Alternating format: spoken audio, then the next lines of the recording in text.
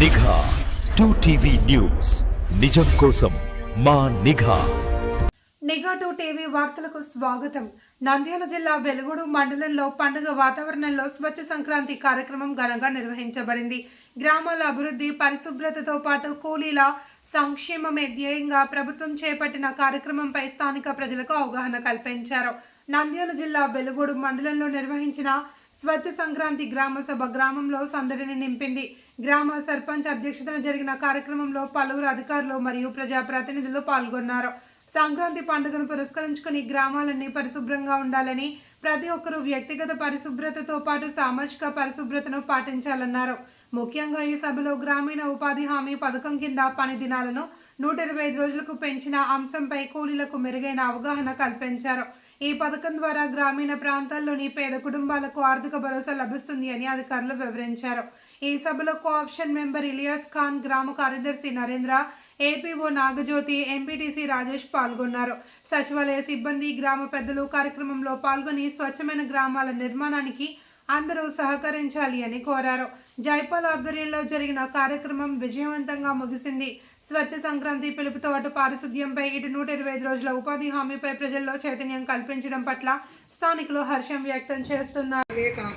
అభివృద్ధికి ఆటంకమే కాకుండా వారి కళలను సహకారం చేసుకునే అవకాశాలను దూరం చేస్తుంది. అందువల్ల నేను ప్రతిజ్ఞ చేస్తున్నాను. బాల్య వివాహాలకు వ్యతిరేకంగా సాధ్యమైన ప్రతి ప్రయత్నము చేస్తాను. నా కుటుంబము, నా పరిసరాలు, నా గ్రామము మరియు సమాజంలో బాల్య వివాహాలు జరగకుండా చూస్తాను. బాల్య వివాహము జరగడానికి చేసిన ఏ ప్రయత్నమైనా పంచాయతీ మరియు ప్రభుత్వ అధికారులకు తెలియజేస్తాను. బాలల విద్య మరియు భద్రత కోసం నా గళాన్ని వినిపిస్తాను. మరియు బాల్య వివాహ రహిత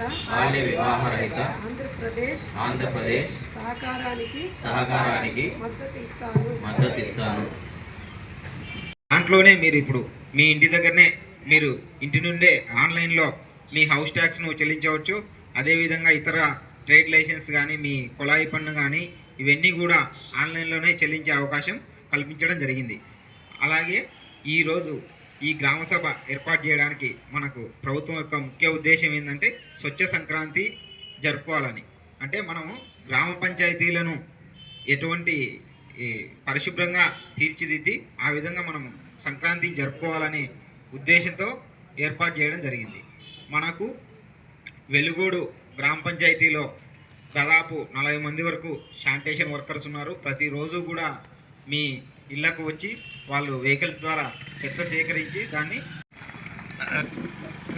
క్షమించాలి, చిన్న ప్రతిజ్ఞ ఉంది. ప్రతిజ్ఞ